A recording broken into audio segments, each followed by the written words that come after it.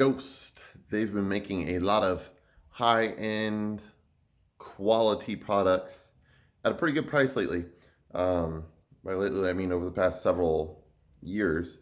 The company's gained a lot of popularity. So this is a review of their size product specifically. When I first saw this, I thought it was a basic creatine formula until I started researching one of the other very important ingredients in here.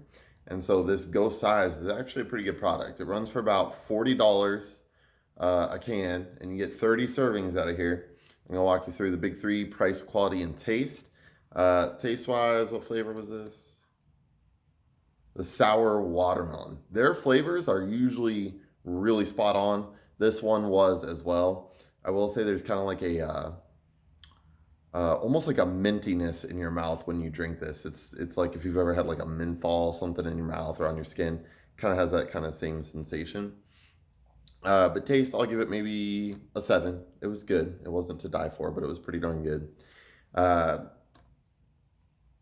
Price, I'm probably going to give it a 9 out of 10 because of the quality. You do get some really great stuff out of here. It's not just a creatine formula. That being said, if you're participating in an exercise program that is not about building size, this is not going to benefit you very much. If you're a runner, this is not going to do a whole lot for you, and it may actually hurt your performance in some way. Now, if you're lifting weights, you're trying to get bigger or stronger, this is going to be a good product. Here's why.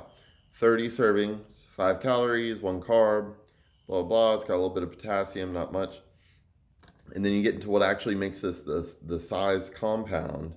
It's 5 grams of creatine, of which 2.5 is hydrochloride, 2.5 is monohydrate. If you don't know the difference, monohydrate is the one that soaks up a lot of extra water. So you got to make sure that you're drinking water when you take this supplement or any monohydrate. Creatine hydrochloride, I believe, is starting to show evidence of being more, the body absorbs it better and utilizes it more efficiently. And it doesn't necessarily soak up so much excess water with it. So you don't really have to worry about the hydration thing quite as much with a hydrochloride. So it's got 2.5 of both, right? Which is more than a full dose. That's a good deal. We got 2.5 grams of betaine, 2 grams of beta alanine. So you may get a little bit of a tingle when you're taking this. You could mix it with your pre-workout, or you can take it as pre-workout. You could also take it post-workout. There's no caffeine or anything like that. So it's got some estrogen, which I think just helps with absorption. And then here's the big one, guys. Epicatechin.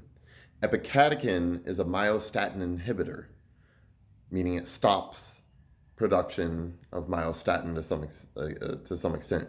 Myostatin is a kinase that your body produces when your physiology is saying, okay, we're big enough, we're heavy enough.